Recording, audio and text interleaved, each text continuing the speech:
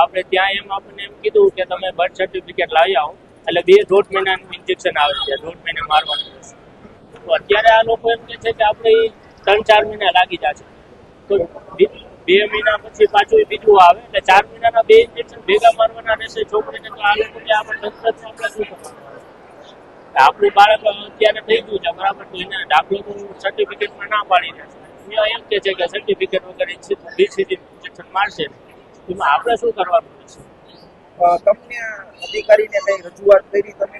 હા, અંદર ગયા હતા તો એમ કે છે કે અત્યારે નહીં નીકળે, કર્મચારી બધા બહાર ગયા છે આ ચૂંટણીમાં, તો કે 3-4 મહિનાનો ટાઈમ લાગશે. તો છે તમે રજૂઆત કરી કે હા મેં કરી, છતાં કોઈ કાંઈ સરખો જવાબ મળ્યો નહીં ને ધક્કો મારીને બહાર કાઢવામાં આવ્યો છે.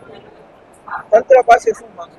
તંત્ર પાસે આપણે માંગણી તો એ જ છે કે અત્યારે આપણે પબ્લિક માટે આપણે કોઈ પણ સેવા કાર્ય છે આપણે છે તો પબ્લિક માટે જ ને, પબ્લિકને સપોર્ટ આપણે ના કરીએ તો આનો કોઈ મતલબ નથી. અને સવારના વહેલા 6 વાગ્યાથી માણસો આવીને બેઠા છે. હું પોતે 8 વાગે આવેલો છું, તો 12 વાગ્યા તો હજી અત્યારે વારો આવ્યો, અને વારંવાર ખાલી મને એટલું કીધું 3-4 મહિનાની વાર લાગશે, એટલે અમારે શું ખાલી આ જ કરવાનું રહેશે?